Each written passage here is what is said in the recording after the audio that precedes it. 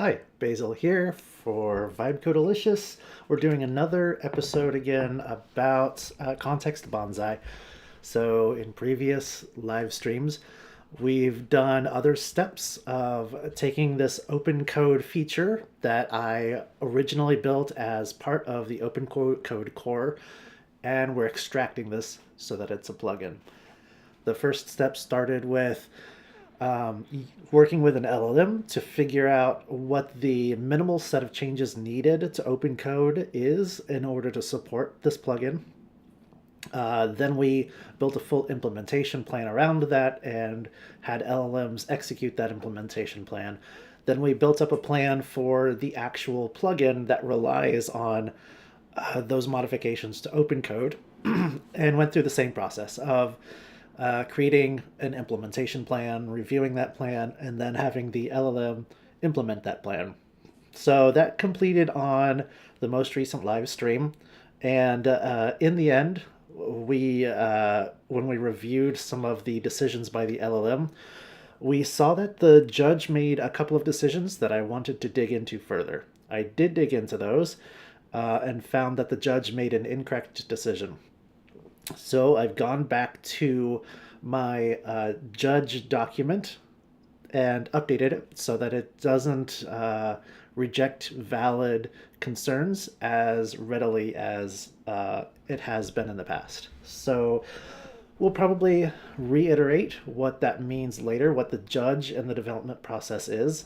But for now, I wanted to go over the feature of OpenCode so that you understand what we're trying to achieve as far as the plugin goes. So this is a conversation that I set up in OpenCode. OpenCode, by the way, is an LLM coding agent, similar to Claude or Gemini CLI or OpenAI's Codex CLI. But this is just an open source one that can work with several different models. So here I started out the conversation saying, I need your help demonstrating a feature I've added to OpenCode. It will involve a secret word that you should not say unless I directly ask you to. If you need to refer it, simply call it the secret word. And then it makes it clear that it understands that it's not supposed to say it. I told it what the secret word is, it's gluon, and reiterated that the word should not be mentioned in summary or index terms. We'll see what that means in a moment, and should not be said unless explicitly asked for. Okay, so it says it understands. It'll keep referring to it only as the secret word unless I explicitly ask it to say that word, and it won't appear in summaries or index terms. So then this next part is where I am specifically asking the LLM to invoke one of the new features I added to OpenCode. The feature is added as two new tools that the LLM can invoke. There's a compact tool and a retrieve tool. The compact tool lets the LLM select certain messages out of this conversation and archive them, which means that in future portions of the conversation, as we continue, that those messages will no longer be sent to the LLM. It sort of forgets that we ever said those things. And the retrieve tool allows the LLM to get that message back if it thinks it might be useful. So I said compact any message containing the secret word. The first thing it does is it runs the compact tool without any arguments, and that turns on message IDs. So here you can see there are message IDs attached to each one of these messages. The LLM doesn't see those as just part of OpenCode's internal storage mechanism. So the feature I added will actually, when it sends these messages to the LLM model on the next turn, it will prefix every single message with that ID. So now the LLM sees the conversation it saw before, except every single message has that message ID before the actual message.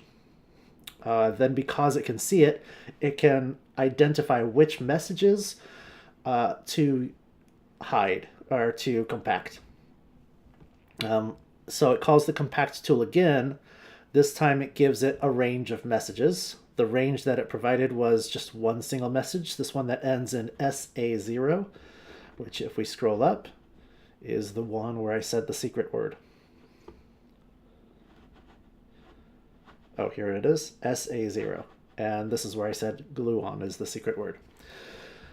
So it was able to turn on the prefixes, identify that that message that says glue on is this SA0 message ID. Then it calls the compact and it gives it the range with it's the beginning and end is the same ID because there's only one message that had the secret word.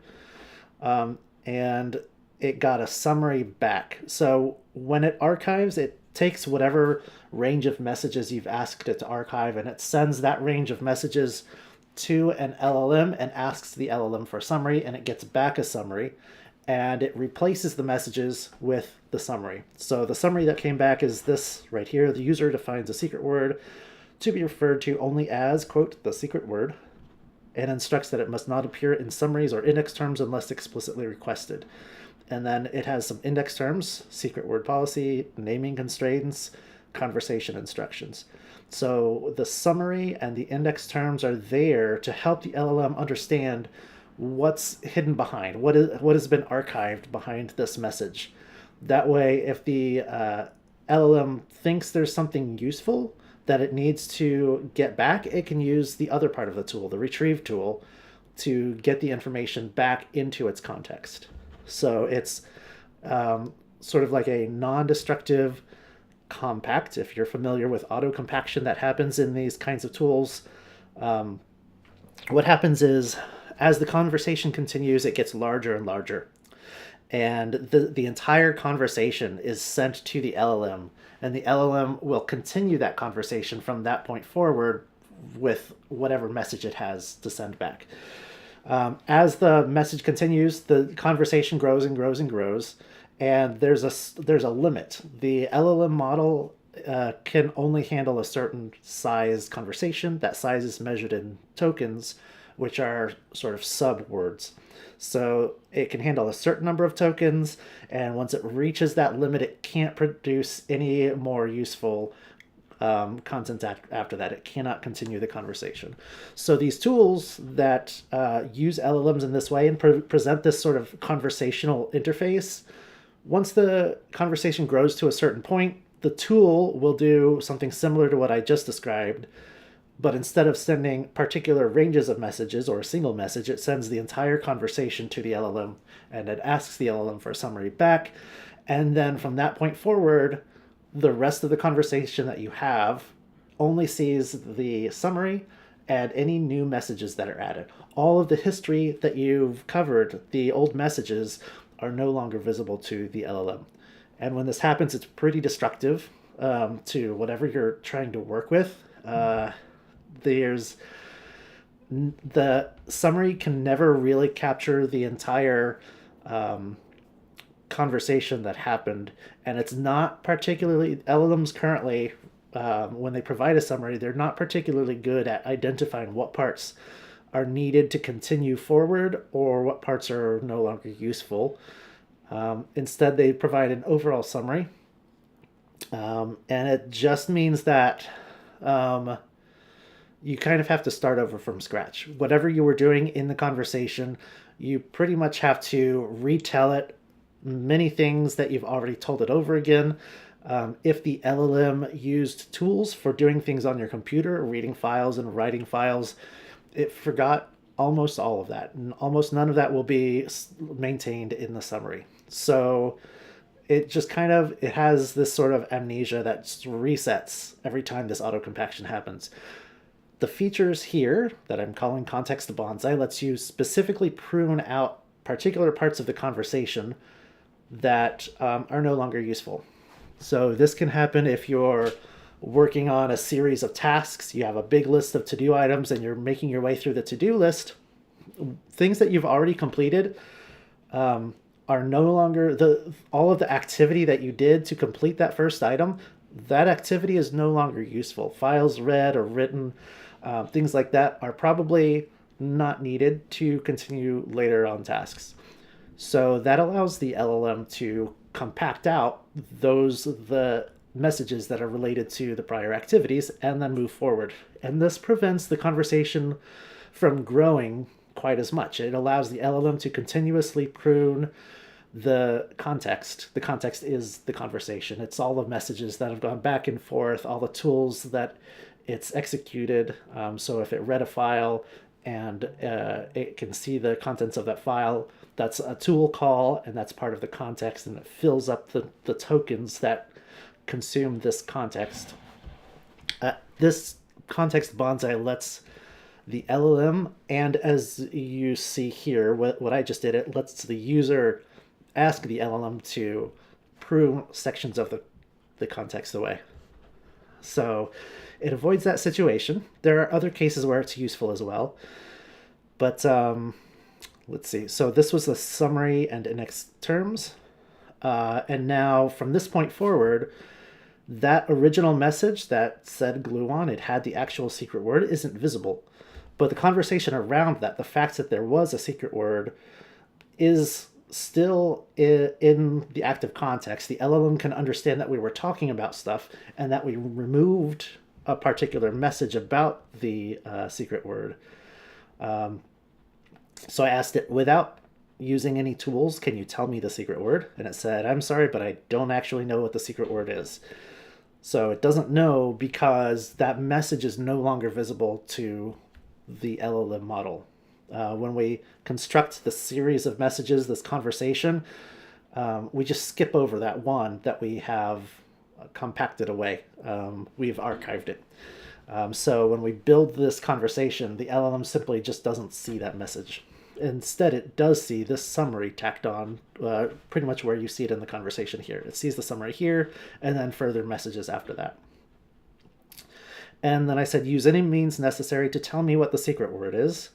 Usually it understands immediately what to do here, but this time it said, I don't actually have the word, only the rule for referring to it. If you share the word itself, I'll follow your instructions about when to say it. So I had to reiterate and say, really? You have no way to get the secret word? And that prompted it to actually use the retrieve tool. And it gave the retrieve tool that message ID, SA0. And then it got back the content that it saw before. So it sees there was a user message, and this is the exact message that it was. And this is an example of what the LLM saw when we turned on message IDs as well. This is what the prefixed message looks like. It has the message ID here in brackets. And whatever kind of message it was, it can be a user message, which is something I typed, an assistant message, which is something the LLM said in the conversation, or it can be a synthetic message. There are things that are injected into the conversation by this OpenCode tool itself, and those messages are synthetic messages, so it could see those as well. And then once it ran the retrieve tool and it saw this information, then it was finally able to tell me that the secret word is gluon. So that's the context Bonsai feature set. And this demo was run with the version that is embedded into OpenCode itself. So now we're going to go attempt to use the plugin version of this. Let's see. Yes. So here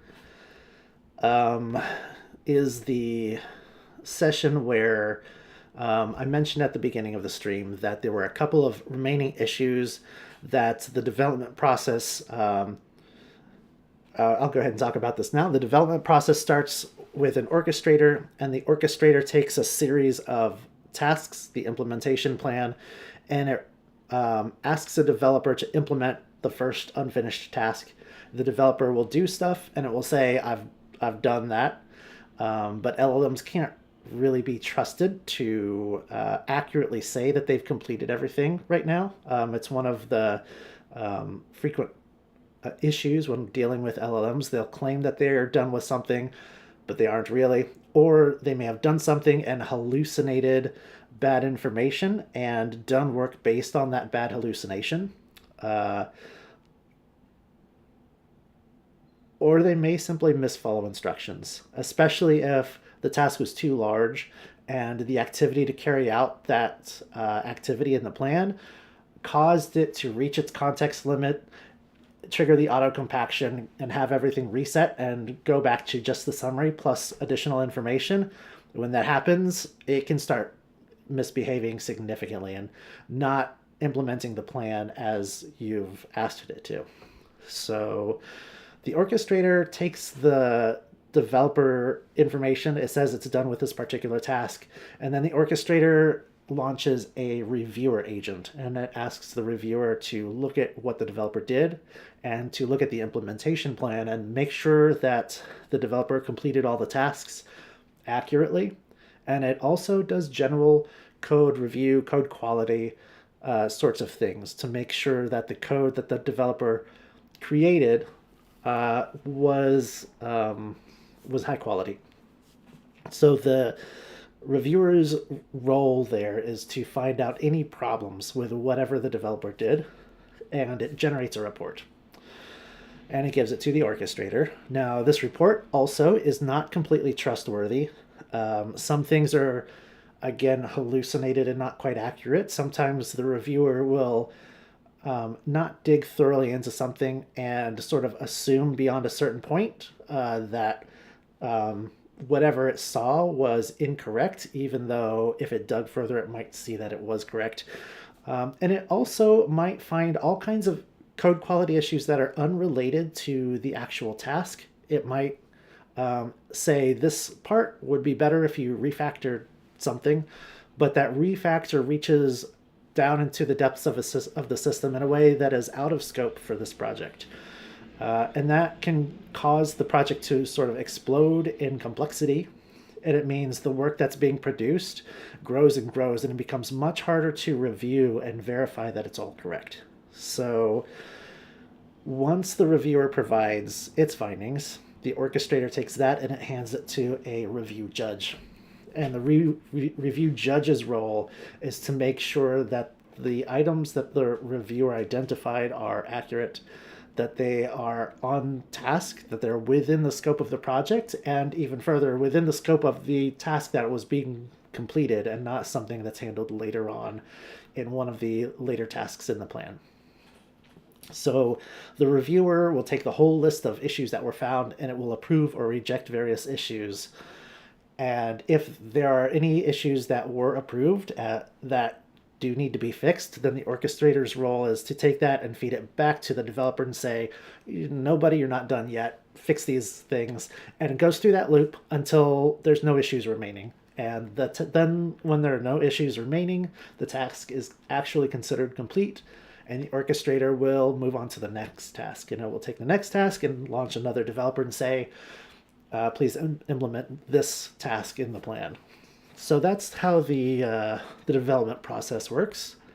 It's not a general LLM development process. It's just the one that I like to use, that I have found pretty beneficial. The output that it generates is usually pretty on point. It means that when it's time for me to review the output, there's much less that I have to do to tell the LLM to go fix these things, or fewer things that I have to fix myself. So that's the process that this goes through. When it implemented the plugin, I went back and I looked at the history of those cycles of what it did when it sent the reviewer's findings to the judge. And I found that there were places where the judge rejected some items, and I was suspect about the items that were being rejected by the judge. So I had the orchestrator generate a full report of all the high or critical issues that the judge rejected. And then once I had those issues, I used a new fresh LLM session to go through those issues and figure out if they are real and should be fixed, or if they're not real. And I specifically asked it to do a thorough deep dive to figure out whether they should be fixed or not. And I had it do them in parallel. So all of these, the research projects for these issues could be done all at the same time across several subagents. So it did that, and it came back and it found some of the things that the judge rejected were on point. They should have been rejected, but not all of them. So those remaining issues, I did the same kinds of things we've done in previous streams of I took the issues, I developed a plan using an iterative process where we define an implementation plan, then we send it to an LLM to validate that the plan is accurate, and we go around a few times until there's no issues remaining in the plan itself. And then I took that plan and I ran it through this same development process. So that's that last part of doing the planning and development of the couple remaining issues is it happened off stream between yesterday and today. So what we have now is the completed projects. Let's see. Oh, it's much earlier than this. Here. So it did the projects. It did this judging of the projects. The judge found no issues that need remaining fixes. The judges approved them as is. And then I said, now I would like to use the plugin. And I explained that I have the OpenCode repository. It's checked down and I've built it. And here I have the plugin. I want to build the plugin and use it in that OpenCode. And I went through a few iterations to explain that I don't want to do bun run dev. That's like running the development version of OpenCode. I want to actually build the OpenCode binary and launch it as it would normally be launched, as a user would launch it. And then if I do that, how do I get that to actually use this plugin? And it did some digging and told me the steps to do that. So I've now done that. I've built OpenCode using this method. I've built the plugin using this method. And I've created a JSON file in the directory where I'll be using it here. And it says to run this. Let's see, I believe I did that here. Yeah. So if I do that, it just exits immediately. And the exit status is, oops, that's not what I intended. The exit status is 0. So OpenCode started and it immediately exited, and it exited with an exit status of 0. And if I take this opencode.json and I disable it, oops.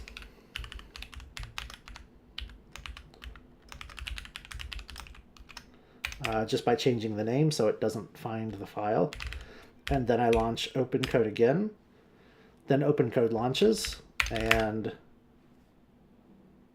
it works as expected. So now I've come back to the LLM chat about all of this, and I've said I've done these steps. OpenCode runs fine on its own. When I create the opencode.json file, it exits immediately. The exit status is 0. So I'm telling it to enable logging, then cd to the directory where I have that opencode.json file, and run the binary that was built, and then inspect the logs. So the LLM's going to take care of that stuff for me.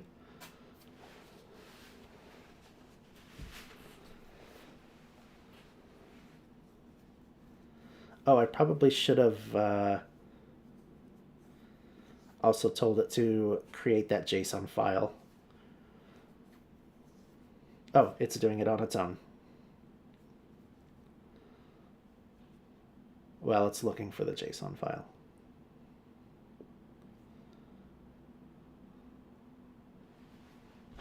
I'm going to... Okay, well, it's fixing it.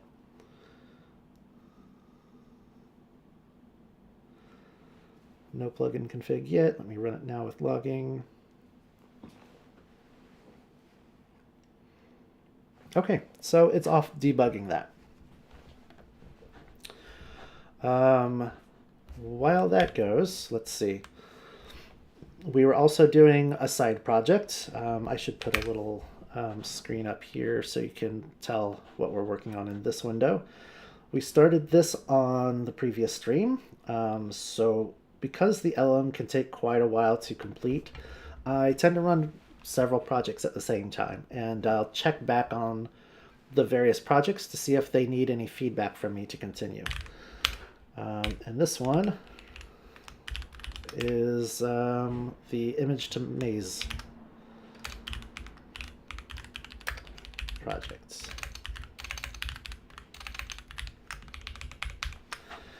Okay, so where we left this one off in the previous stream was that we are creating a project that will take an image that the user provides and generate a maze that looks like the image.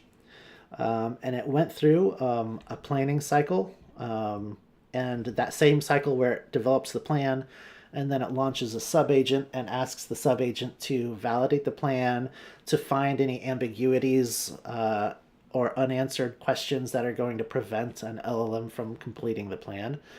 And then that subagent returns and says, it asks a bunch of questions. The original plan authoring LLM will then fill in those questions, and if necessary, it might escalate questions to me if it can't answer the questions itself through research or analysis. But if it can't answer those questions itself, it just fills in the plan with more details and asks the subagent again to validate the plan the same way, and it will bounce back and forth until it gets that plan. Now it has that plan. It made some adjustments. It told me about what those adjustments were. It told me it did this adversarial review process for every single file that is a part of that plan.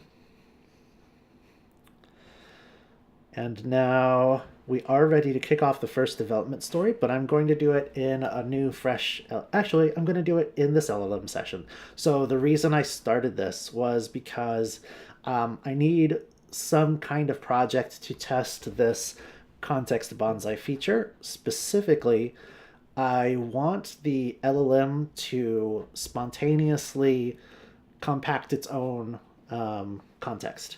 So when it moves from one task to the next, theoretically, it should be able to compact all of the messages that it completed the previous tasks and get rid of those so that its context remains small enough to continue operation without hitting limits.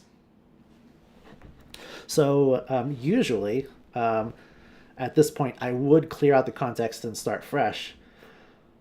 But I'm actually actively wanting to exercise this feature to see what happens. Okay, so then I'm going to say I'm ready to implement this plan.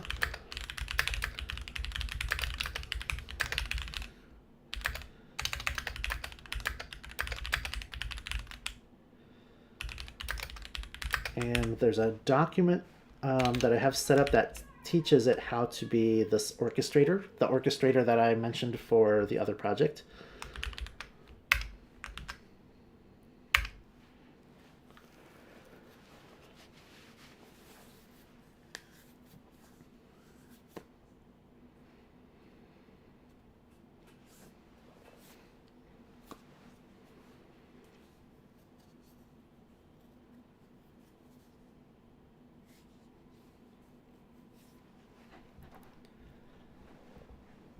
So it's reading how the orchestrator works, how the developer works, how the reviewer works, and how the review judge works. Those were the roles that I just discussed when talking about the plugin development.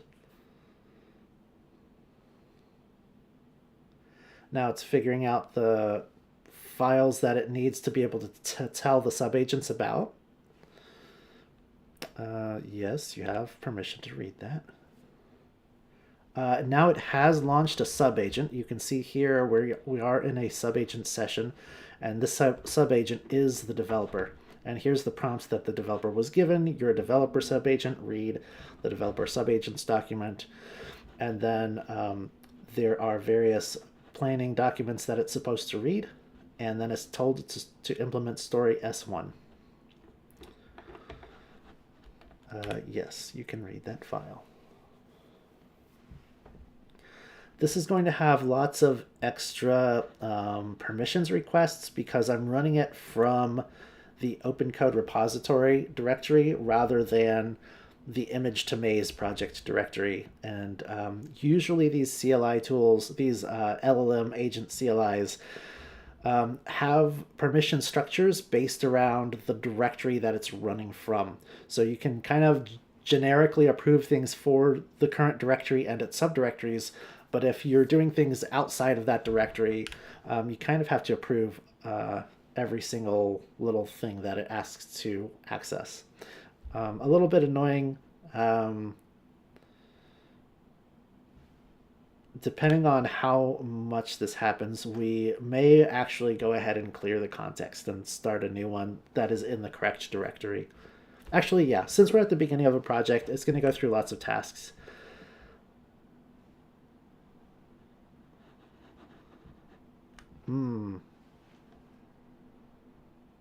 Okay, nice.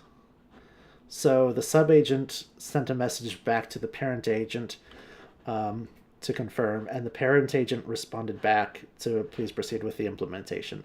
I haven't actually seen that two-directional thing happen yet in OpenCode. That's pretty cool.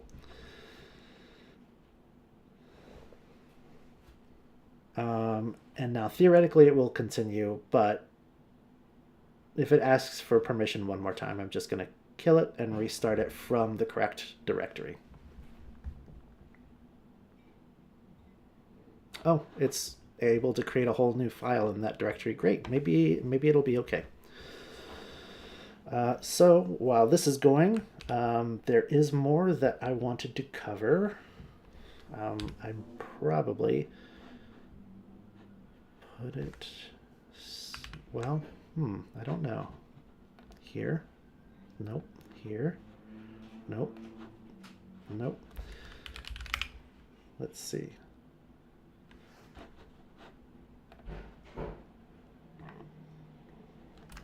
Let's just start a new directory.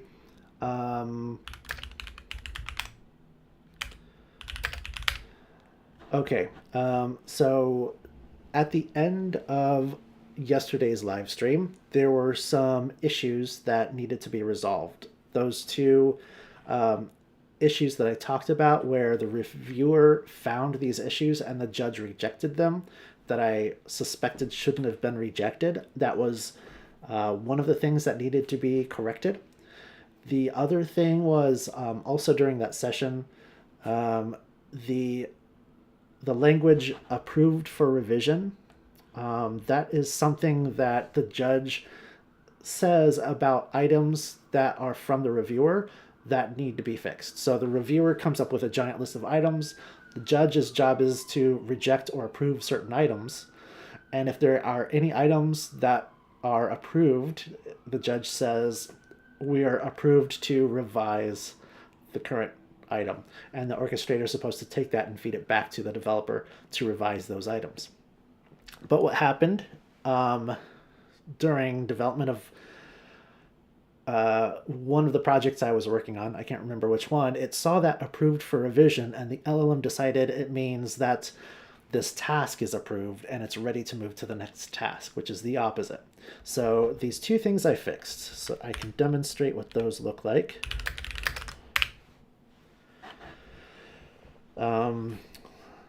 So here, oh, this probably should have been a separate commit. I just also wanted to add an item that says, as part of the scope creep protection, we want to avoid, we want to reject items that are supposed to be handled later in other stories in the project.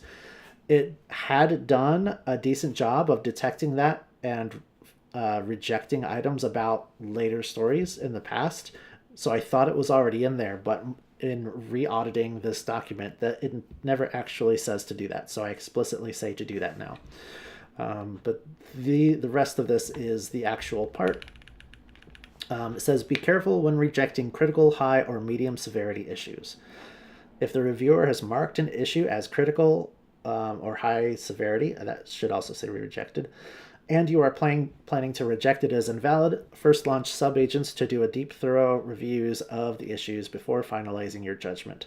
So if the judge had done this step on that project I was working on, it would have found exactly what I found when I launched a subagent and I asked it to review these issues, which is some of the rejections were correct and some of the rejections were incorrect, and the judge needed to revise its judgment to approve the revision rather than reject the revision. And then I also asked it to create a report and commit that report. So rather than relying on me to ask the orchestrator to just tell me what happened when the judge rejected it, what did the reviewer say and what did the judge say, now it's the judge's responsibility. Every time it produces a judgment, it records it in a file and commits that to the repository, and then it's saved for posterity, and I can go look at that. And there's also sort of a historical decision process. If we find something later on in the project, we've advanced to a much later stage, and we're confused about something, we can go back to these judge documents and see what issues were caught and what issues were approved for modifying and what issues were rejected as out of scope. So that was the incorrect issue rejection fix. The other one is much simpler. I looked case insensitive for anything that says approved for rev, and the items that came up were just these 3 items. And so I just used sed to replace that language with needs revision on every one of them. And so now the orchestrator should never see that approved for revision phrase and think that the task is approved. It will see needs revision and should be pretty obvious that it has to go back to the developer to revise the issue that was found by the reviewer and approved by the judge. So that happened off stream between yesterday and today. Oops, I accidentally canceled that.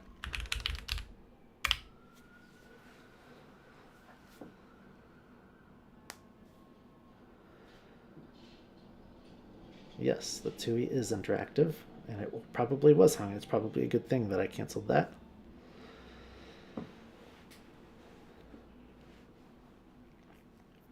Okay, that's continuing. And our image to maze thing, let's see what its status is. It says story S1 is complete. It's supposed to proceed through the rest of the tasks.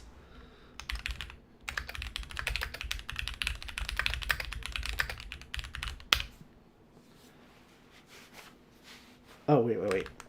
Oh, that's not what I meant to do. Oh, no. Oops. This is no longer accurate.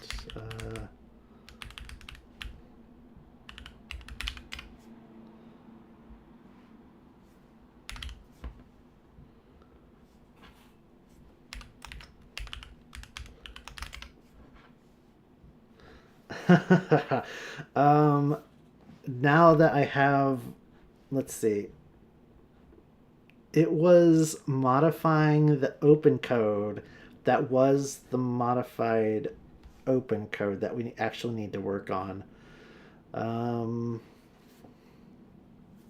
Messages.map is not a function. I might now have to go get Claude to fix OpenCode. That's pretty funny. Okay, let's go to that directory.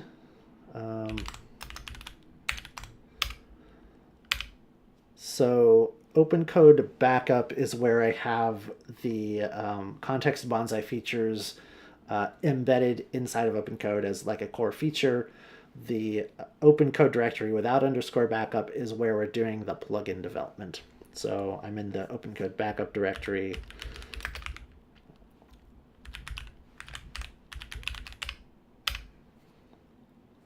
Okay.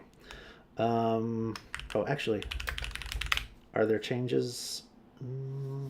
No, there's not changes. That's surprising.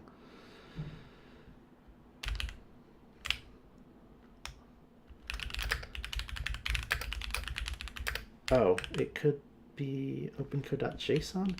No.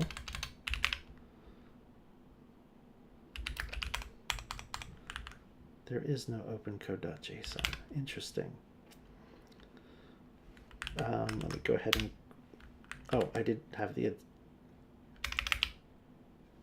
What have I done? Let's just double check this.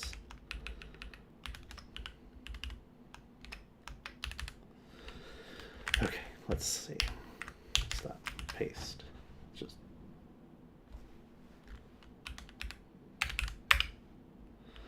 Okay, that works.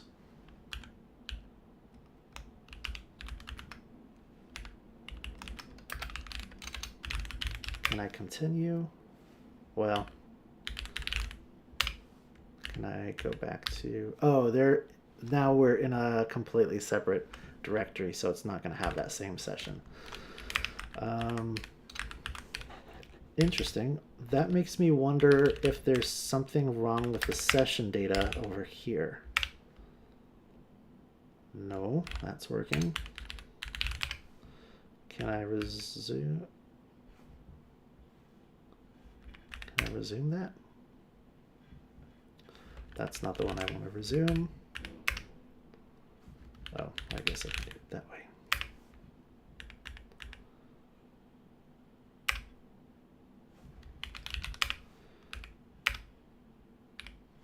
Oh yeah, I keep doing this wrong because different CLI tools show the list of sessions in a different way, and I keep expecting OpenCode to show me the session list at the bash command line rather than inside of its own TUI.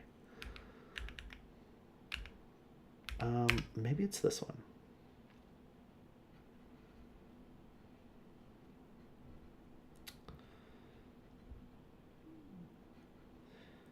Oh, this was the image to maze project, not... Oh, I'm in a completely... What was I thinking? Here.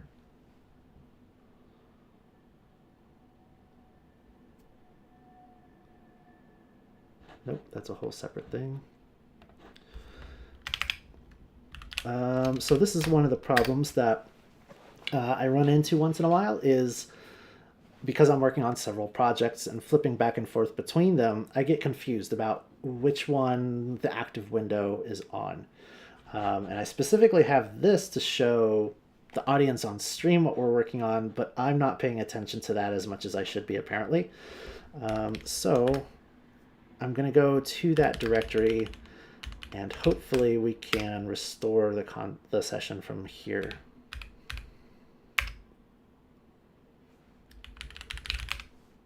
Oh, that's what was happening.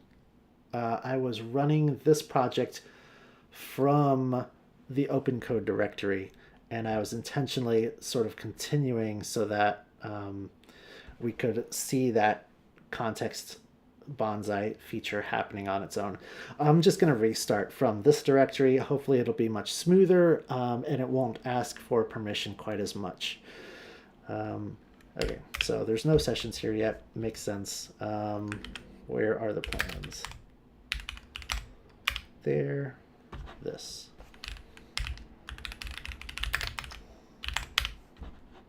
Grab that path, paste it there.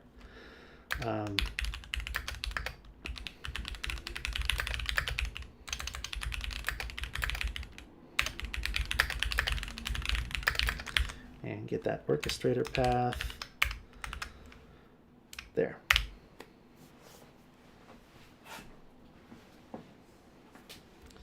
Yes, you can read that.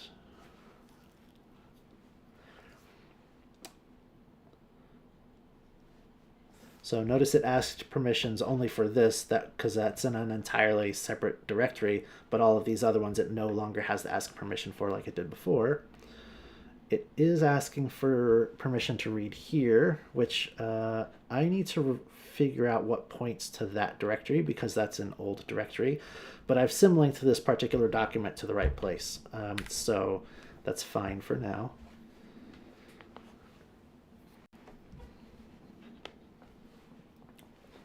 There really isn't a need for it to read that at all. I don't know why it wants to.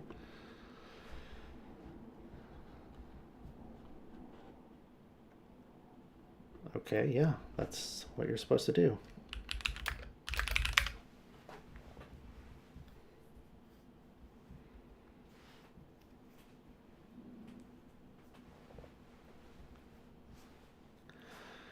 Okay, let's let that figure stuff out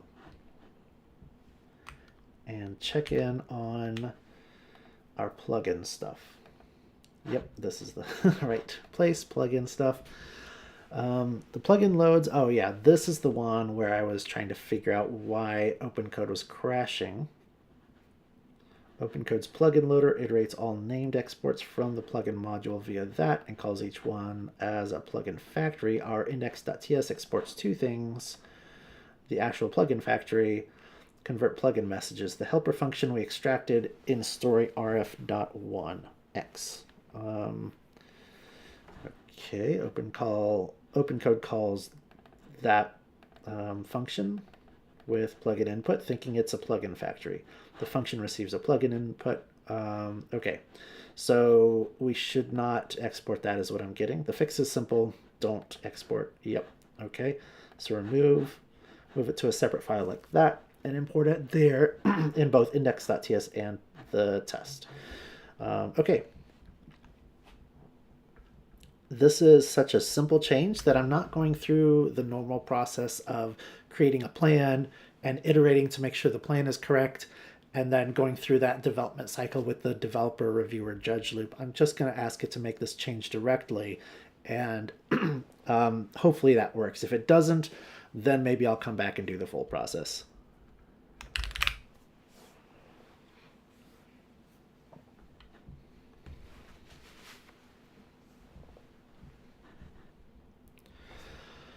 Although the trade-off there, even for simple things, is now those planning documents don't exactly match the changes. There's going to be a commit or two that are separate that affect that feature, but are not recorded in the planning documents. I'm okay with that as long as the changes remain pretty small.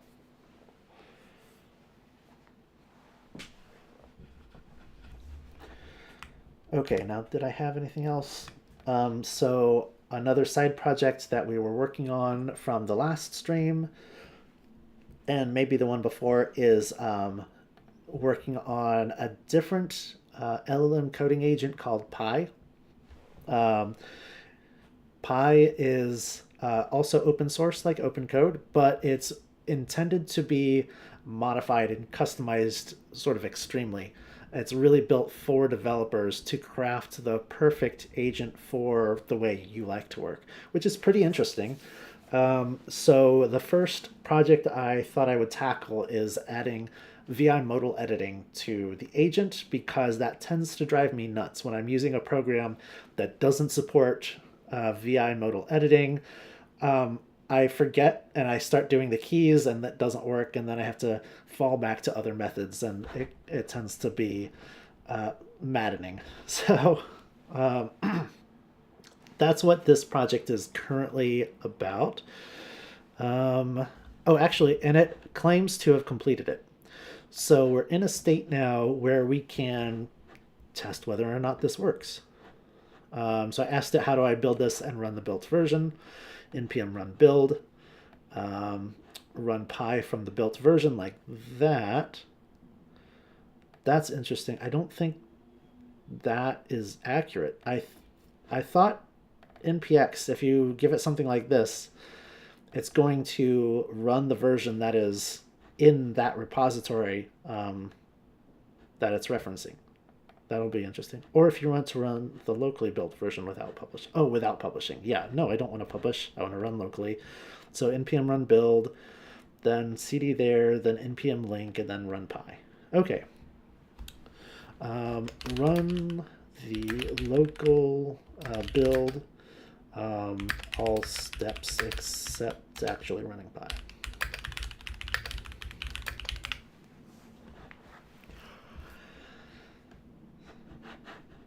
Okay.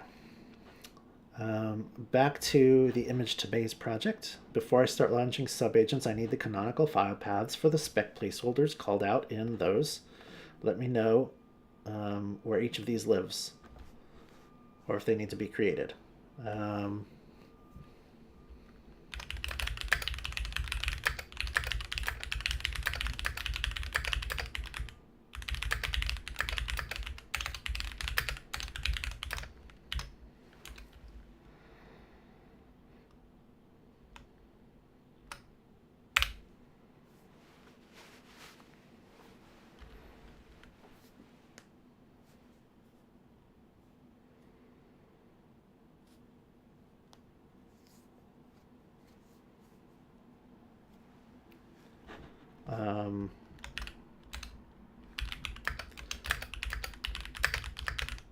This is one of the weird things about working with LLMs. It says, okay, I'm starting now. Pause. And it just doesn't go until you say, what are you doing, buddy? What are you doing? Okay. Great. It's making its state tracker. This is part of the orchestrator's instructions of how to do this stuff. So these are all of the stories, and each story has statuses, how many iterations it's gone through in that development loop, if it's blocked by any other stories. So the plan is actually a tree of dependencies, and certain stories have to finish before other ones complete, and that lets it launch parallel development tasks. And the planning document that I use talks about how to set up the dependencies and whether tasks can be completed in parallel or not, and it kind of depends on what files are being modified by the different tasks. If there's overlapping changes in the same file, it's not a good idea to do them in parallel because you'll likely end up with merge conflicts, or tests that don't run properly because modifications in the same thing happened. Yes, you can read that file.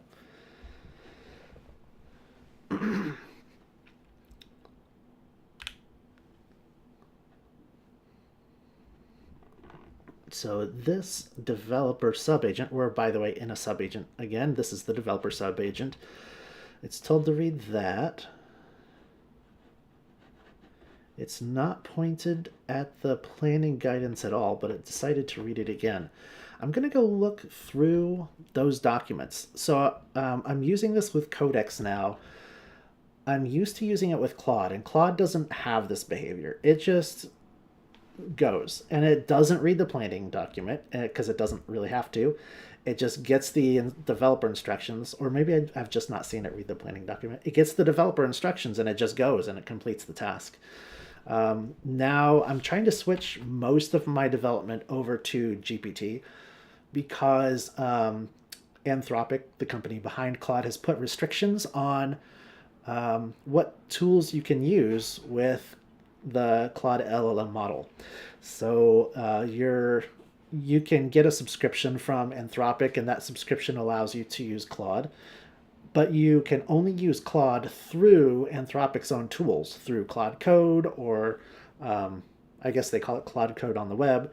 You can't use your Anthropic subscription in OpenCode anymore.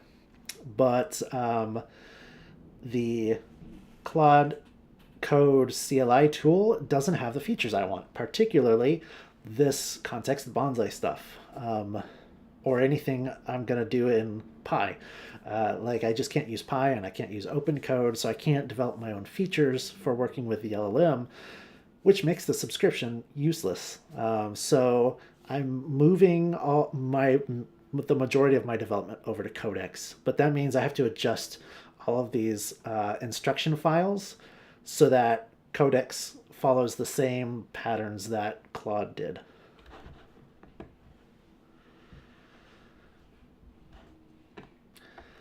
The developer agent seems to be off doing stuff, and it's not asking me for more permissions again. That's nice. I think I'm gonna go launch a whole new side project to figure out why it keeps referencing things from the wrong directory, from sort of an outdated place where I used to store these files. They used to just be in my home directory. I didn't publish them on GitHub or anything, but then I transitioned to an actual GitHub project. I put them in my normal projects directory where my GitHub stuff lives.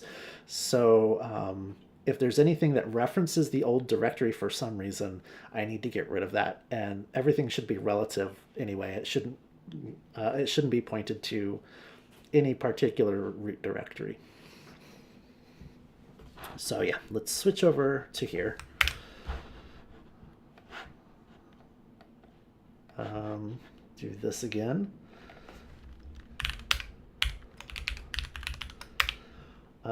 Fixing LM conductor paths. Okay. Oh, that's already on the screen. Great.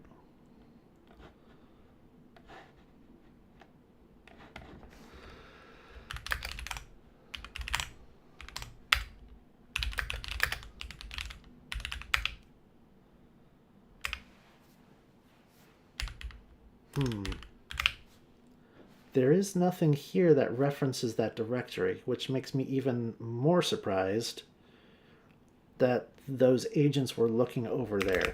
So I'm going to look in maybe... Yeah, I don't have an agents.md. Do I have a Claude.md in my home directory? No.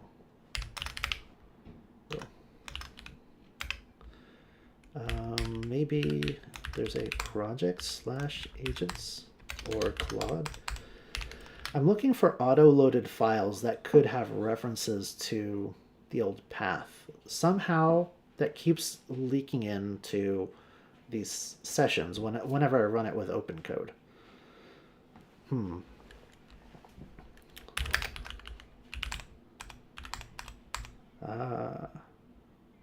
Nope, doesn't look like there's anything there. Oh gosh, there's so much. But those are node modules.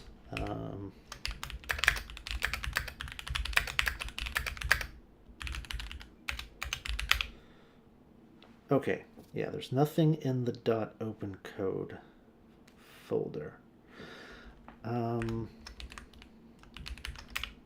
Let's start a new session. Oops, that's not what I wanted.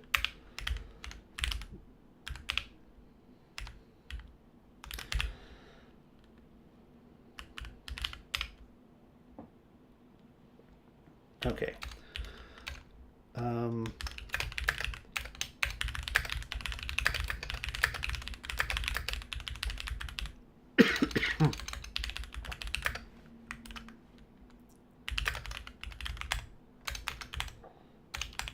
Yeah, underscore prompts.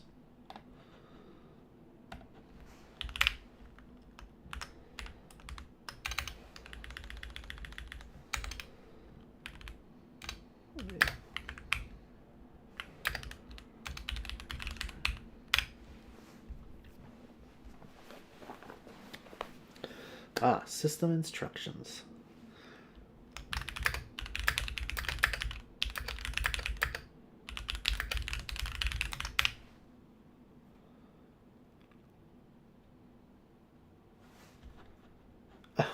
Oh.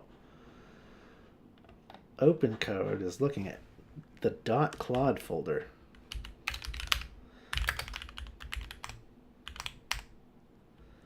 Oops, let me just paste in the path. Okay. So, yep. Okay. That LM prompts thing should be in there. this one should not be.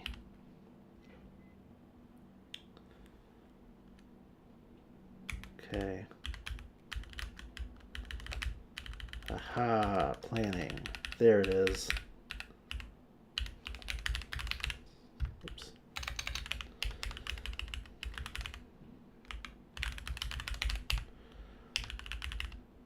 Okay, there's what I want. So hopefully OpenCode starts behaving better now. And even Claude should behave better, because that was probably also looking there, but I didn't realize it.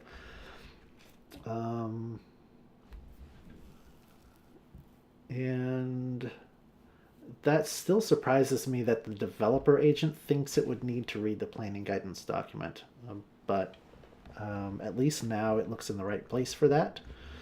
I also would like to universally say OpenCode's allowed to read files in this particular directory. So I'm going to capture this full path and then launch OpenCode and ask how to do permissions. Oh, well, yeah, that's fine.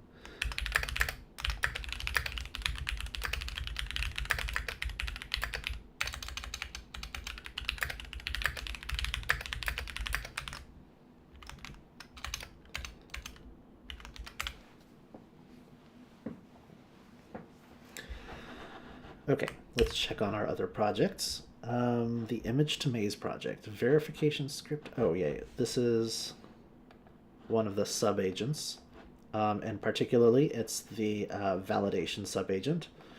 And it looks like this is done, and I can move to a different sub-agent. Here's another one that's waiting for permissions. Yes, you're allowed to read that. And those permissions, that's the directory I'm trying to automatically allow, so I don't have to keep telling it that it's allowed to read things in that directory.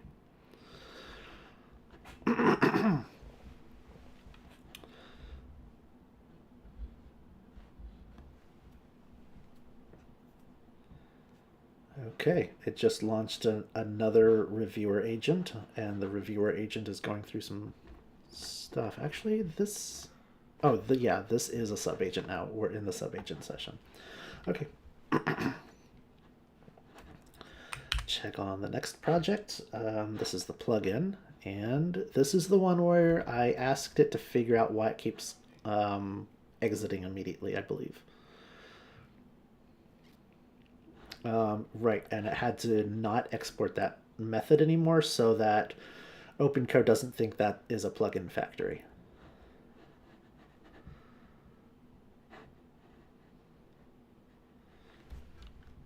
And it's claiming the plugin now loads cleanly.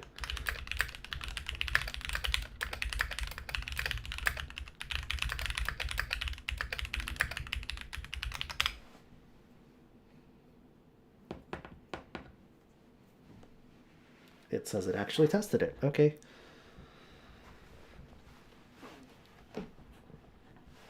All right. So now we're actually going to test it. By the way, this in the history of live streams, this is the first time we've gotten to the point of actually trying to use the thing that we've created. We've gone through planning phases and implementation phases, and now we're actually using it. And so this is how it typically goes. After the development process is claimed to be complete, there almost always is some kind of issue that needs to be resolved, usually several issues that need to be resolved before it's actually complete. Sometimes there are so many issues that the next phase of development is working with an LLM to create an end-to-end testing scenario that the LLM can use to fully test the thing rather than relying on the existing unit tests or integration tests. But if we can just poke it through a few issues and then it starts working, then that whole process isn't needed. Okay, let's maybe work in a different window. In fact, this one is perfect. That's what I want.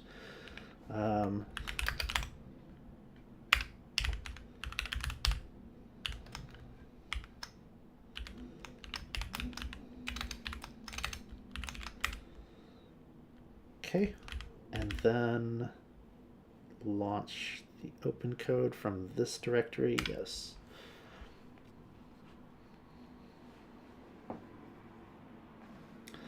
Okay, that seems to be working. And okay,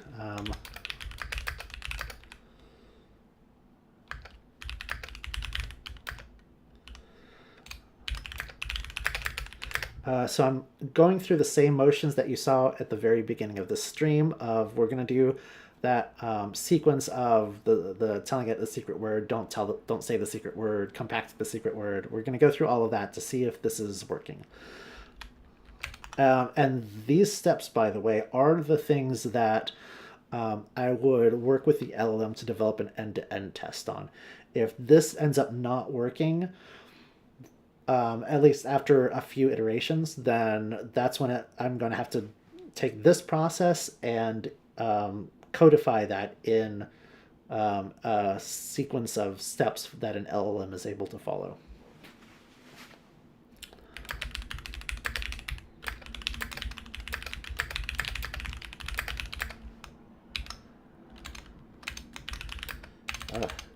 There's something going on with the character echoing on screen. Some characters that I type, it doesn't show it here.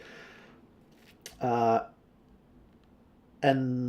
I don't quite understand what's happening actually. The sequence, but the output is that the cursor's not moving quite how I expect it to, and I keep having to fix that.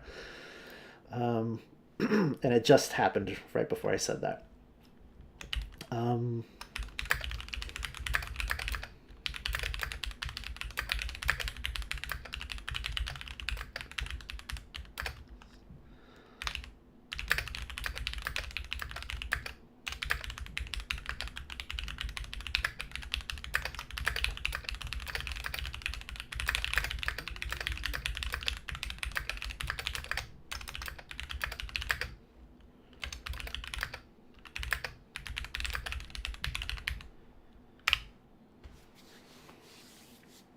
Okay.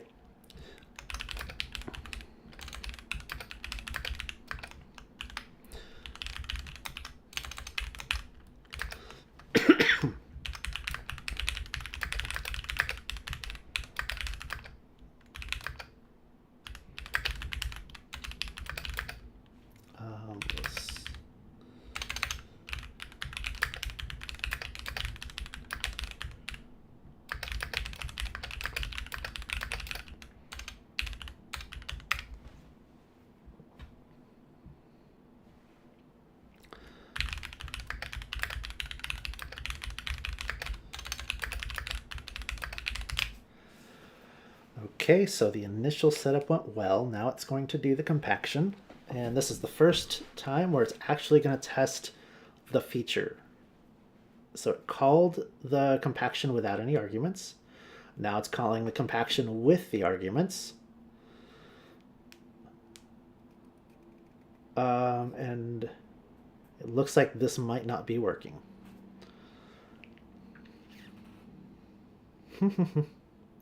And it's picking random message IDs, it seems, as well. I tried compacting the relevant messages, but the compaction plugin returned summarization failed, bad request on each attempt. No secret token was echoed in my attempts. If you want, I can retry immediately once you've adjusted the plugin or provide a narrower message range. That is very useful information.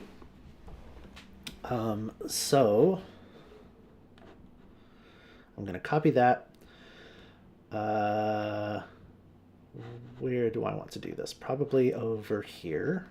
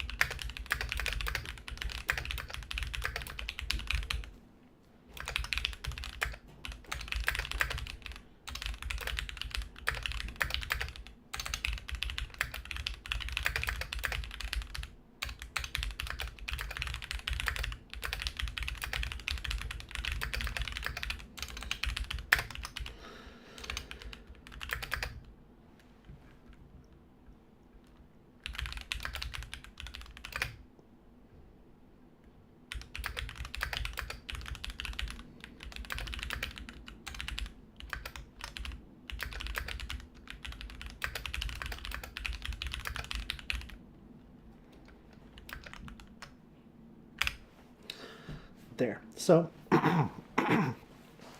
I've told the LLM that there is a working implementation here, but that is a core feature, and the whole point of this project is to make it as a plugin, so there are differences between them, but this particular issue, you probably can figure out what's going on by comparing the working implementation to the plugin implementation. So when this kind of thing happens, summarization failed, bad request, that's likely because it's calling the API wrong. It's constructing the messages that it sends to the LLM provider incorrectly. The message, just whatever it's sending, is not properly formatted. So I think that's probably what's happening. And if that's the case, then it definitely can see the way to do it correctly in the original version and see how the plugin compares to that.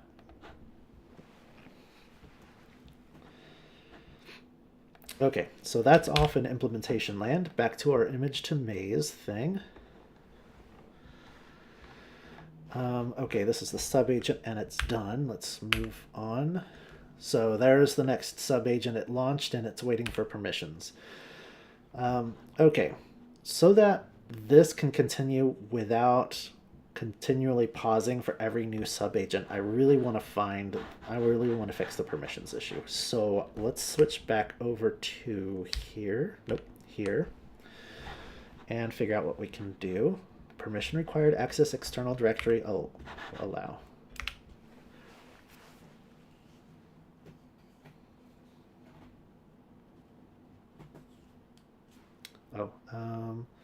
Allow the following patterns until OpenCode is restarted. Confirm.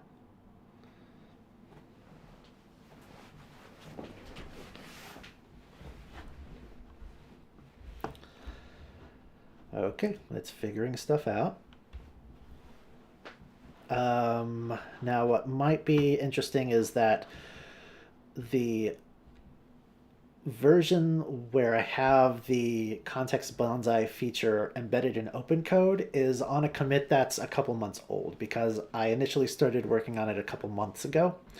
But for the plugin work, I fast forwarded up to the current version of OpenCode. And actually, even this is not that. I ran OpenCode from the installed binary rather than the project directory here. So I'm not quite sure if the instructions it's going to find are still applicable to the old one, but I hope so, because it's a config file issue, which I hope is somewhat stable.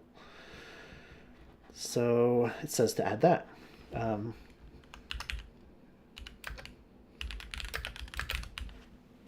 Allows read-only and explicit. Yeah.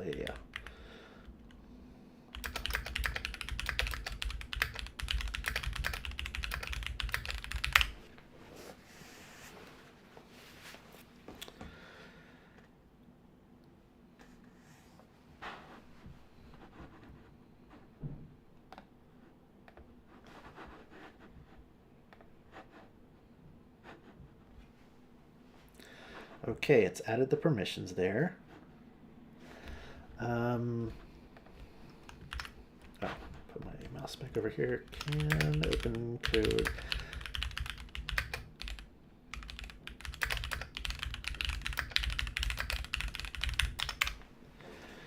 Now, if I can take the open code that's running and it will just reread the permissions and continue that way, that would be great. If not, not reliably.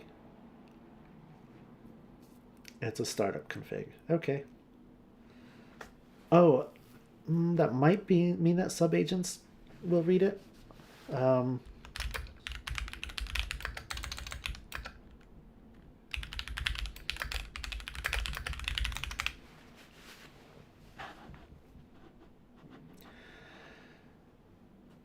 Generally, no. Okay, when it says things like this, especially since it didn't go look at the project, I don't trust it. Same with up here. Short answer, not reliably. I don't think it actually did the proper research. But I do suspect the same thing, but that's probably like the same level of knowledge. Is I expect that's how it would work. the LLM probably expects that that's how it works, but I was looking for a real answer. I don't know if it's worth having it do all of the digging though, because I can just go over there and restart it.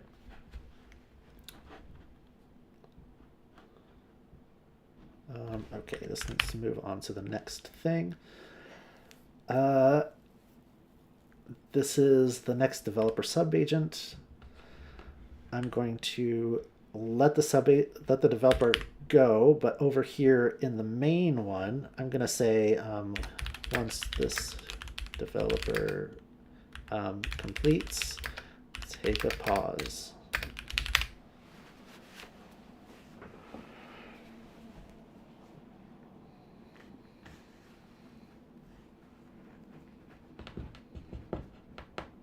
And I think the developer did complete. Let's see.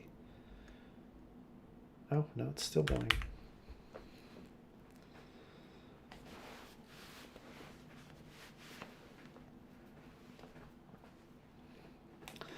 Okay, so this time it's not gonna continue the process of launching reviewer and judge and developer. It's just gonna, once whatever the developer is doing is complete, then this will pause, and then I can just quit it and then restart it and resume the session. And hopefully the new permissions are going to be active at that point, and I won't have to continually tell it that it's okay to keep reading that directory.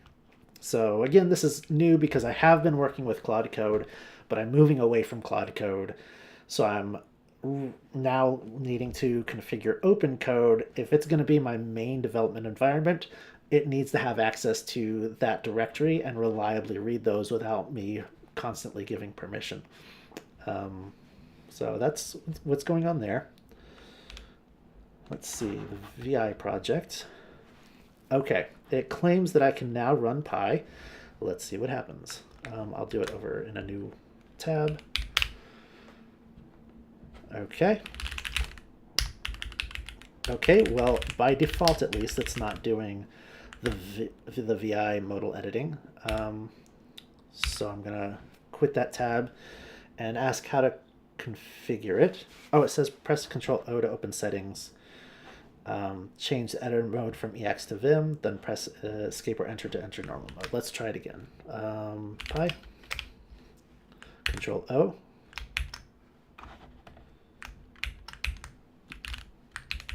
No, that's not working.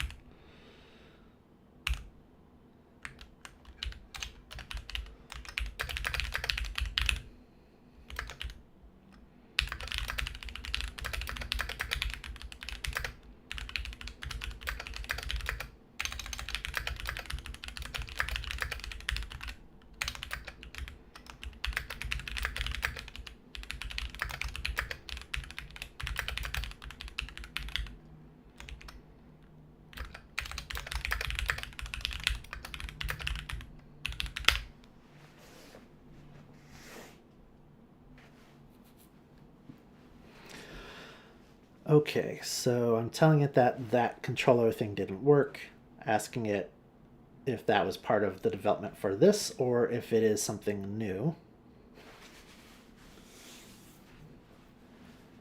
It might even just be purely hallucinated. There might not be a Control O to open settings in Pi. Oh, it is a standard project shortcut added for this project. It's documented in the key bindings as expand tools action with a default binding Control O for collapse expand tool output. There is no Control O key binding for opening settings. The settings are accessed through / commands not documented in. Okay.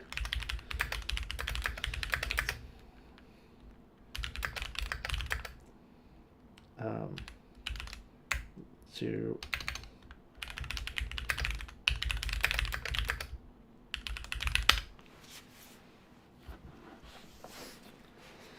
So yeah, it completely hallucinated those instructions. Now it's going to actually dig into the code and figure it out for me. I'd also just like to see how to do it in a config file. /settings, run pi do /settings, navigate to editor mode. I am a little bit skeptical of that.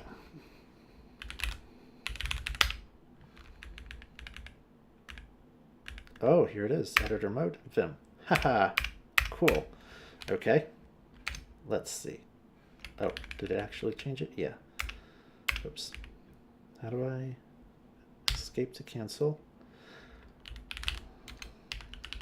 Okay, hold on.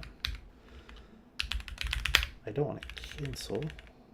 Okay, it did keep the setting as Vim, but oops. Don't change the session tree. Yeah, it's not changing modes when I press escape. And also escape had its own thing. Let me get that back. If I press escape twice, no, yeah, ooh, it's escape twice rapidly. Is that what's going on? Escape, escape, nope. Escape rapidly, nope. Delete this. I think, oh, hey, now Vim mode is working. Nice. Okay, yep. Oh,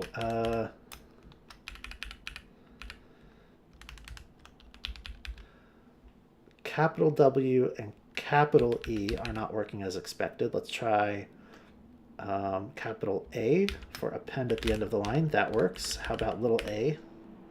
Yes, little a for like appending after the current cursor position. Little I for inserting works.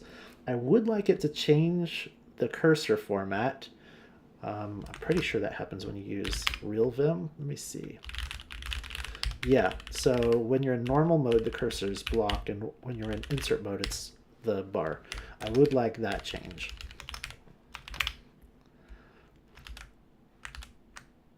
Okay, interesting. This is already miles ahead. Like, even with the quirks that are here, I'm much happier with this. I do want capital W, capital B to work correctly. There's also capital I. That works. Okay. What else is really interesting? What if I do like 4W? That seems to work. Yep. Okay. And big C works. CW, let's see. Does not. CW, it just does W to go to the end of the line, but CW does not. CC does work. I think that's how it's supposed to work. If I do big C from here, yeah, okay, that's how that's supposed to work. So yeah, CC and big C work as expected. What else? Big D works. DD works. That was pretty funny that I accidentally used the VI keystrokes not thinking and saw it work, and that's how I knew that it actually started working. But when I had immediately exited the menu, somehow it was still in Emacs mode, but something maybe it was because I quit and restarted, then it was in Vim mode. Okay. Those are really the critical things. So little b, little w work. Oh, E. E seems to work. How about big E? Big E does not. Okay. Interesting. Okay. Oops. No. I didn't mean that. Do I have anything running here? No. Okay. I think now I'm done with this session.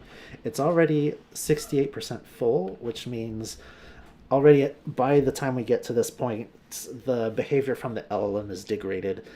And if I start a new project now, not only is the performance going to be degraded, but it's going to be a very short timeline until it reaches the limit of its context, and it does that auto compaction that resets everything that I don't want to do.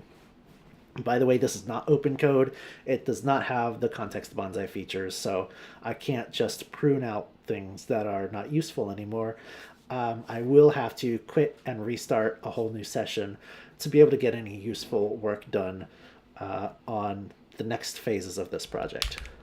But before I do that, I'm going to ask if it made any modifications that haven't been committed yet.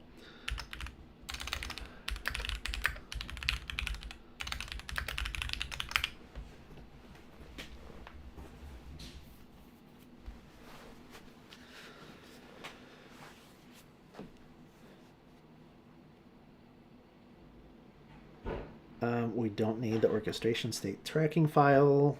I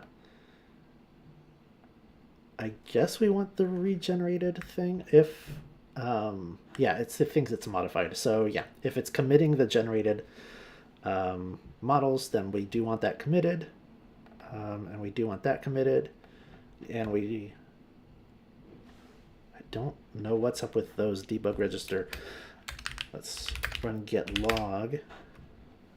Today is the 26th, so that's yesterday. So anything new? So those deleted files were there since yesterday, which means it's not from today's debugging session. That's interesting.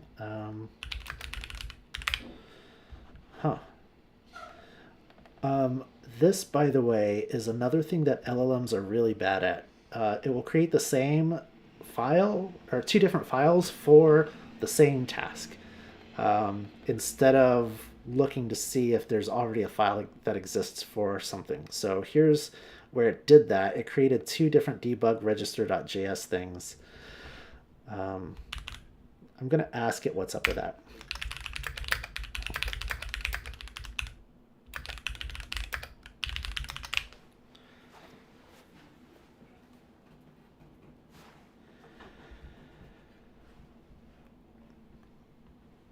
Okay. I'm going to take a peek at some of the other projects and see what they're doing. Oh, never mind. This is already done. Two files were added by the developer subagent during story 2.1, phase 3, iteration 4 as debugging scripts. So that's interesting. This is exactly the kind of thing that the reviewer is supposed to have caught, but it didn't. It made it through here somehow. So I would really have loved to go back and see the reports that were generated during the process.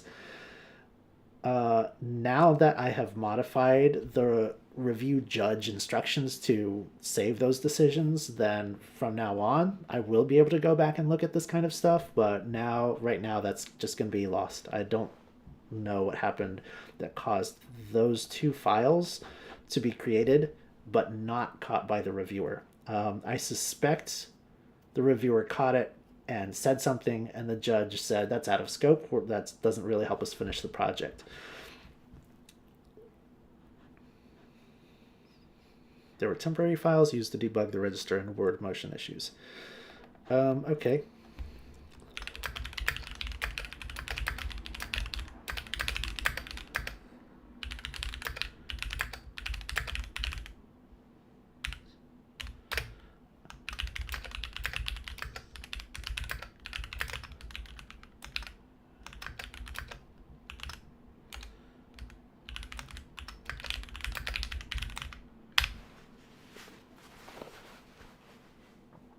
So now I'm asking if those would actually help us figure out why big B and big W don't work.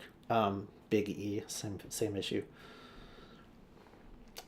Those files won't help detect those issues. They're specifically for testing. Oh, the X oh yeah, they're for registers. They don't have any. Why did it say they're about word motions? They're about registers. Okay. Yeah, it only implemented little WBE. Okay.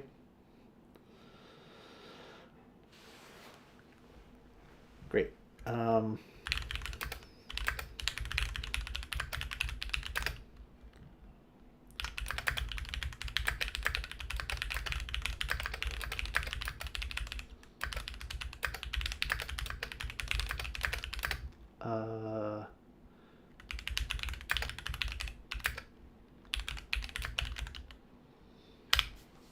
So I'm asking it to commit the changes. We want at least 2 commits. That the debug files, the deletion of those files should be 1 commit. The fixes we made for the wrong function being exported and OpenCode thinking that that's, oh, that was a whole separate project. So there's another instance of my brain getting confused between what projects that I'm working on. The plugin export thing was the context Bonsai plugin. It had nothing to do with the VI project. So now I don't remember what the fixes we made here were.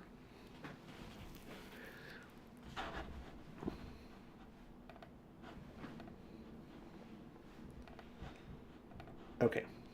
Oh, okay, yeah. Okay, great. So now I can quit this. And now I know that the WB and E capital letter things were never implemented. So we're going to go through the planning process now. Um,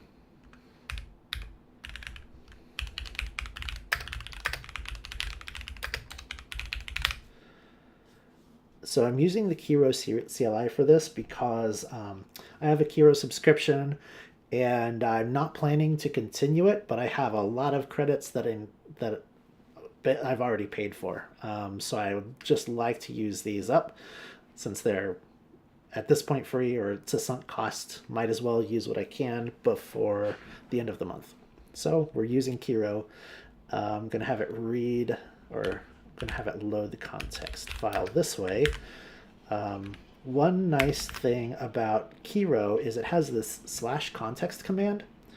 And when you use this, it does what's called pinning. It will pin the file to the context, which means that when auto compaction happens, or if you type /clear to clear out the full context without doing compaction, then those files that you specifically added in this way remain in the context.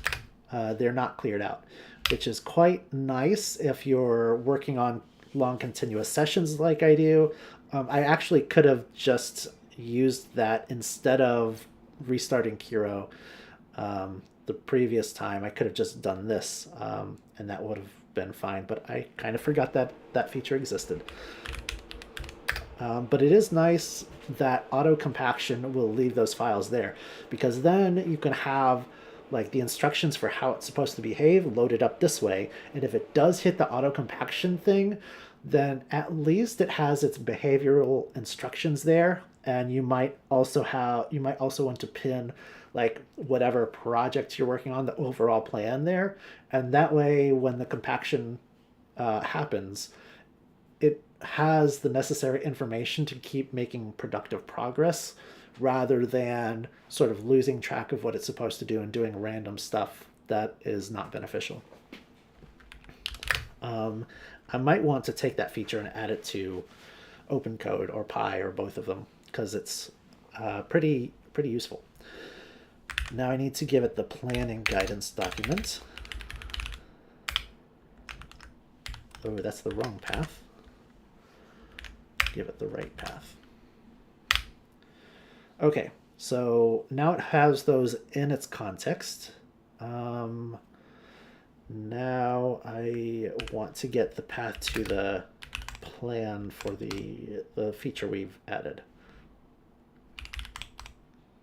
There, okay.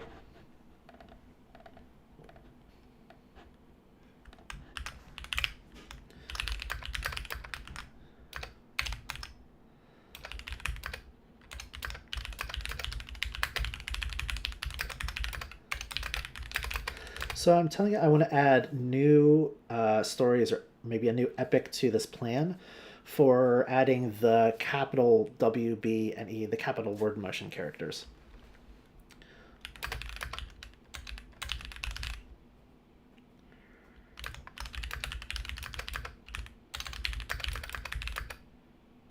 I'll add it as a new story because the epic is about VI modal editing, and within that epic our story is, so we'll add a new story for implementing this feature.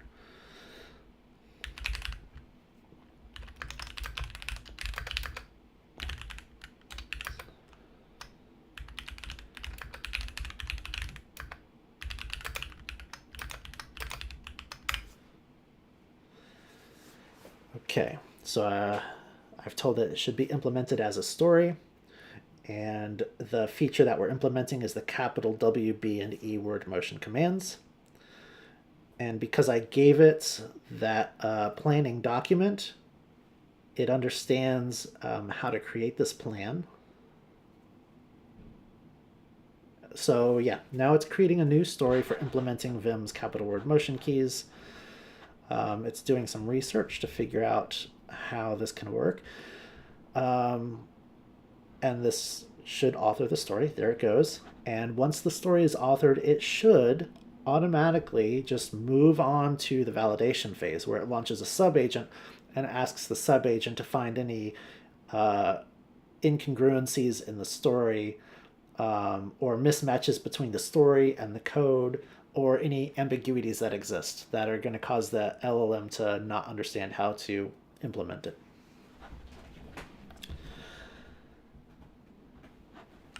Okay, let's see. Here is the Context Bonsai plugin.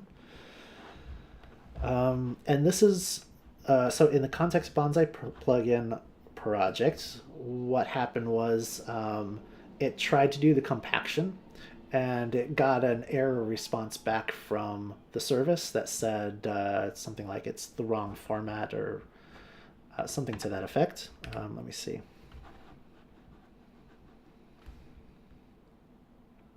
Bad request. Bad request. It just said bad request. Okay. And I asked it to look into this. So now it says the model uses OpenAI Responses API, not the Chat Completions API. The generate text function from the AI SDK sends a prompt which gets converted to a simple user message, but the Responses API may have different requirements. Okay, let me check the error log more carefully. The error was a bad request from the API. So this is interesting. The way OpenCode works is it works with many different models. So when it sends messages to an LLM provider, it takes the storage of the context, which is a giant array of messages and tool calls, and it will convert them into the correct format that's needed for each different kind of model. So OpenAI gets formatted as the OpenAI Responses API. Anthropic will get formatted as the Claude Messages API. So it looks like maybe the plugin is itself doing creating a messages API request and sending that to whatever model is selected. So it would be sending that to OpenAI. Let's see. Root cause, the plugin summarize.ts calls generate text, where language model is an OpenAI API responses model. GPT 5.3 codecs based on earlier logs. The AI SDK's generate text with a string prompts parameter converts it into a single user message, but the responses API model may require specific formatting, like developer role instead of system, or specific input structure. That generate text with a bare string doesn't provide. The working implementation never calls generate text directly. It always goes through the full session processor.process, which generates stream text pipeline, which applies model-specific middleware and transformations via the wrap language model. The fix options are switch from prompt to messages format in generate text. That sounds like a bad idea. Then it would be aimed for OpenAI instead of any other model, if I am understanding this correctly. Use the system plus messages instead of bare prompt. Or the simplest fix, just to use messages array format, which is more universally compatible. I would like more information.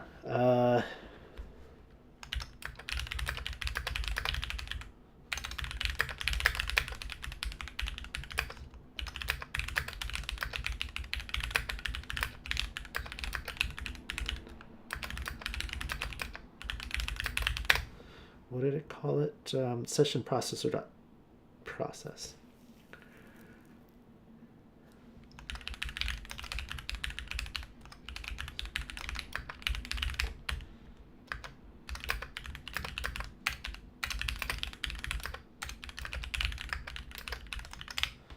So I'm asking it if the options it presented use that same pipeline that the current working implementation uses.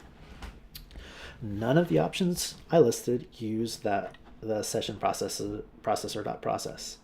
That pipeline is internal to OpenCode. It's not exposed to plugins at all. It handles model wrapping, middleware, streaming, message persistence, token counting, etc. A plugin can't access any of that. What the plugin does have access to is the language model, a raw language model v2 instance, and that's the same model that the session is using. and the AI SDK's generate text / stream text functions. The question is really, why does generate text model, prompt return bad request? Let me get more precise about what's happening under the hood. Okay, that's good.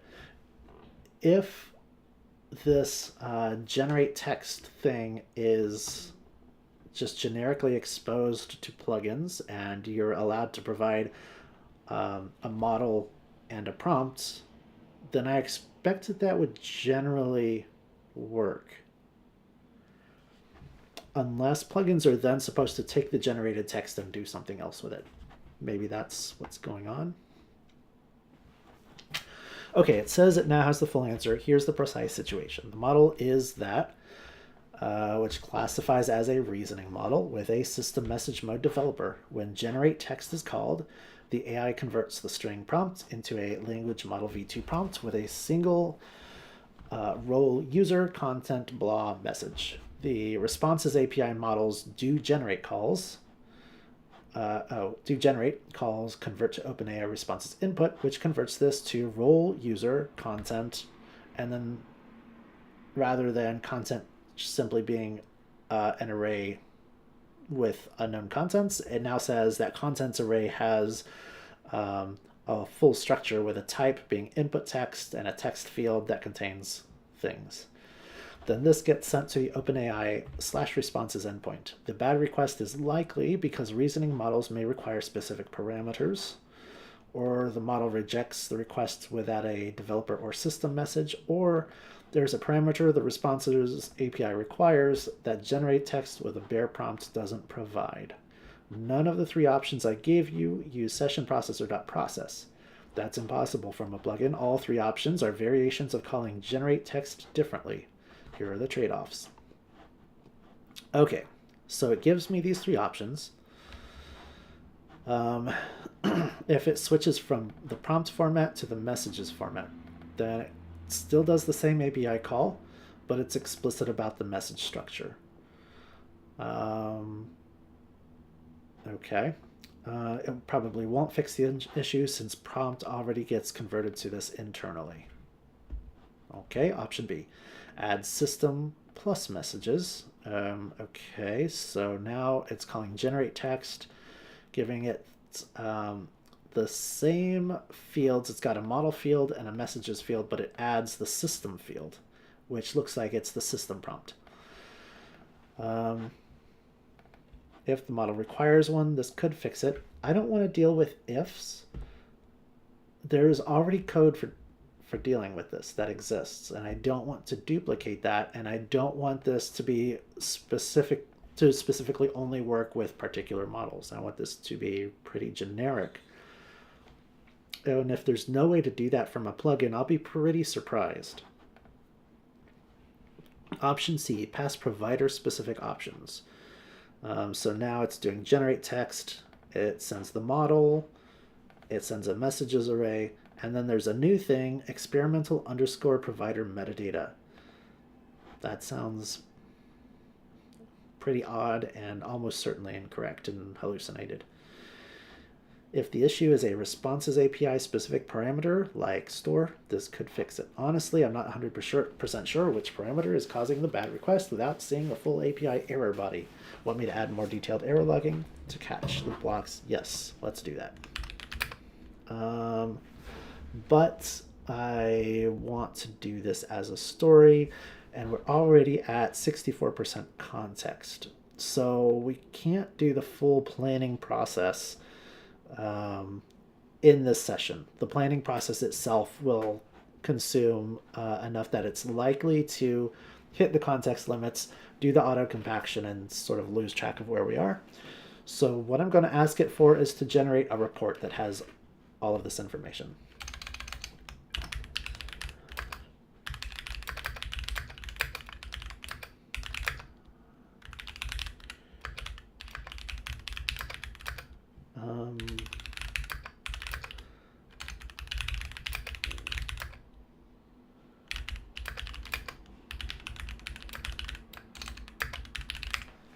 Okay, so I'm asking it to create a file about the issue and also suggest in the file that adding additional logging will help diagnose the issue.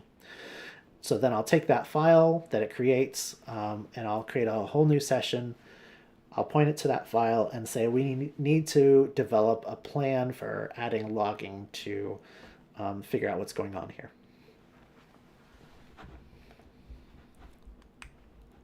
How is our VI project going?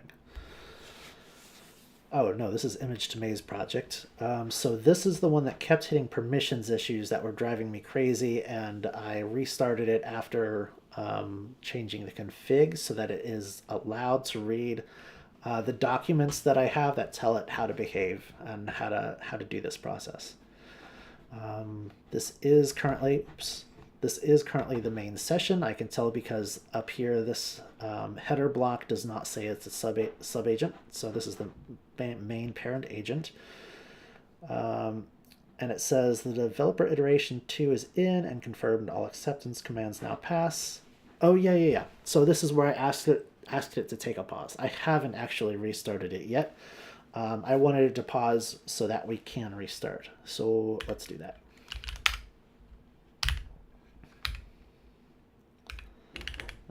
Just copy, paste this thing. Oh, there.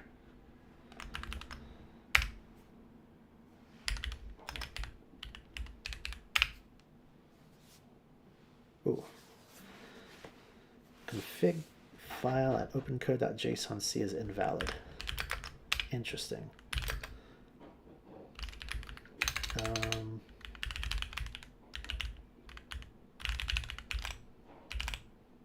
Oh, and now there isn't an opencode.json file. So that other thing that I asked to update the config file, it edited JSON-C directly and it did it incorrectly.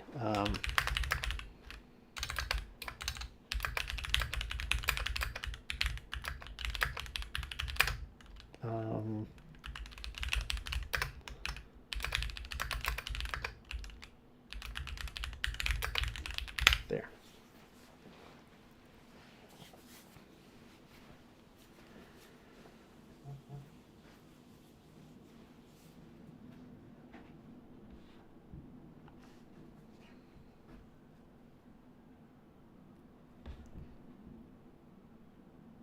I'm also a little bit surprised that it cared about the JSON-C file in that directory. Where did it complain at me? Not this. It complained when I ran. Oh, it would be after. Here. So this is looking in the. Oh, it's in my .config/opencode. Okay. So that makes more sense. Back to here. Okay. I'm going to take a peek at this file. Oops. Do I have it in my... Yes.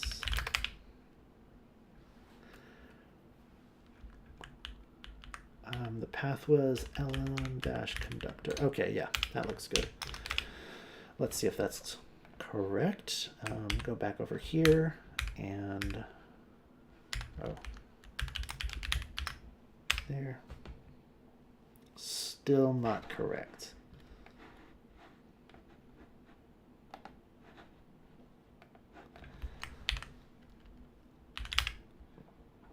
There are no jobs. Wait, didn't I? Well, do that. Okay.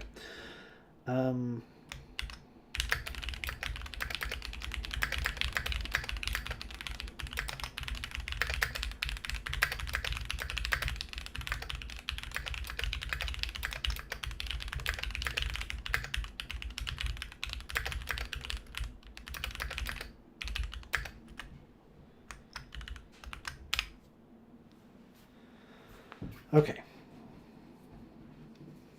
So I'm telling it to actually do research and figure out the right way to do this. Yes, you're allowed to do web searches.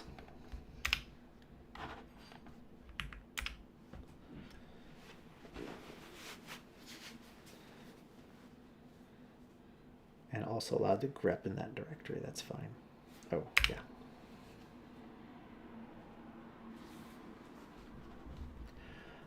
The stream's been going for a while. I think I'm going to end the stream here.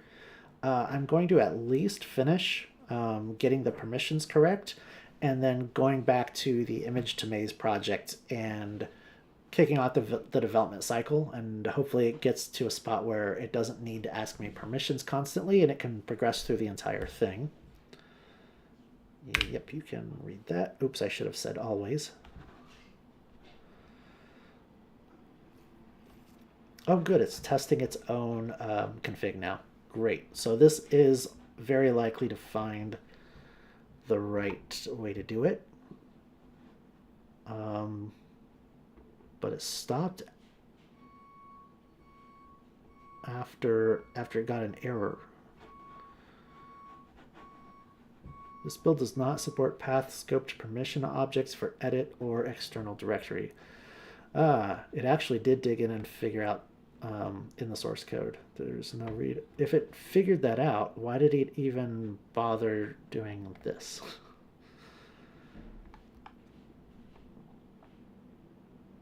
But since it's pointing at specific lines, I trust it.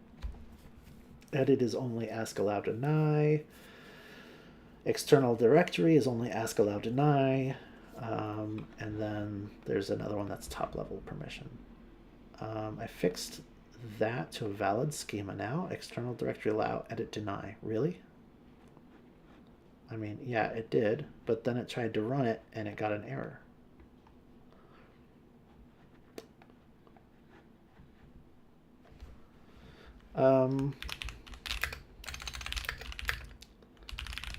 Oh yeah, let's wrap this up. So yeah, I'm going to continue this process, relaunch the image to maze project, and let's see, what am I going to do here? I will probably save the planning process for this feature for the next stream so that there will be another example of how I do planning. And this time it's going to be an added feature, but it works exactly the same as what you've seen before. Oh, actually, it says the story is ready for implementation. So I am going to review the planning process and just make sure that it followed the planning guidance and the loop that it goes through the way it should have. And if it did, then we'll be able to kick that off. And I will probably just kick that off stream because there's been many examples of kicking off this development loop and having it go through things and watching it happen in previous live streams that you'll be able to look into if you're interested. Where are we with the next one? Context Bonsai plugin. Oh yeah, this one is more interesting. I might continue this, and then on the next live stream, whatever I figure out about this diagnosis of the Context Bonsai plugin, I'll show the process that I went through to get from the point where we are now to the actual final plan that we're going to decide on how to move forward with getting the plugin to be able to call a compact tool and successfully get a response back. And hopefully in a way that's not model specific. It should go through the same kind of mechanisms that OpenCode already uses to be model agnostic. If not, then we probably have to go back to the plan and add more core features in OpenCode that exposes that process so that we can use it. Do we have anything going here? Exploring the PI toolset. I think there was nothing there. As far as the PI project goes, this one was for just generically exploring the project, but there's the other one that is for adding the VI stuff. I'm only focused on adding the VI stuff first, if we get to a point where I'm not running enough projects to keep me busy, if we end up where everything's just running and waiting for input, then this is the next thing we're going to poke at, is more general things about the PI project. And then we're back to the issue with the OpenCode JSON and allowing the right permissions so that the other project doesn't have to constantly ask me. So that's where we are on our projects. I'll do some more stuff off stream, and then we'll catch up again tomorrow. Thanks.